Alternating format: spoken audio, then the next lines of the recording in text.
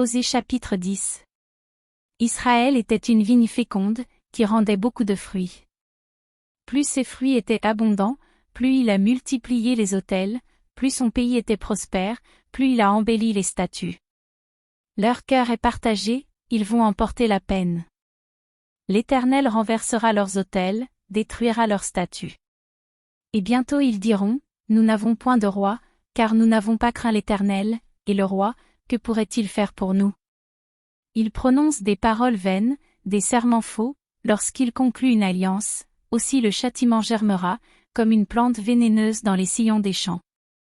Les habitants de Samarie seront consternés au sujet des veaux de Beth-Aven, le peuple mènera deuil sur l'idole, et ses prêtres trembleront pour elle, pour sa gloire, qui va disparaître du milieu d'eux. Elle sera transportée en Assyrie, pour servir de présent au roi Jareb. La confusion saisira Éphraïm, et Israël aura honte de ses desseins. C'est en fait de Samarie, de son roi, comme de l'écume à la surface des eaux. Les hauts lieux de Beth-Aven, où Israël a péché, seront détruits, l'épine et la ronce croîtront sur leurs autels. Ils diront aux montagnes, couvrez-nous. Et aux collines, tombez sur nous. Depuis les jours de Gibéa tu as péché, Israël.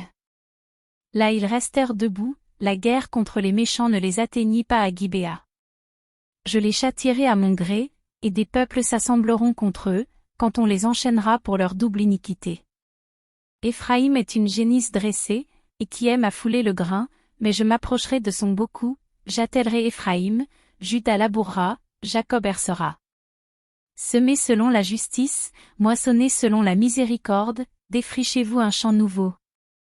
Il est temps de chercher l'Éternel, jusqu'à ce qu'il vienne, et répande pour vous la justice.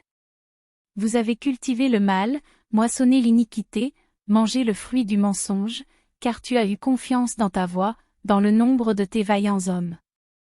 Il s'élèvera un tumulte parmi ton peuple, et toutes tes forteresses seront détruites, comme fut détruite Chalmon Beth Arbel, au jour de la guerre, où la mère fut écrasée avec les enfants. Voilà ce que vous attirera Bethel, à cause de votre extrême méchanceté, vienne l'aurore, et c'en est fait du roi d'Israël.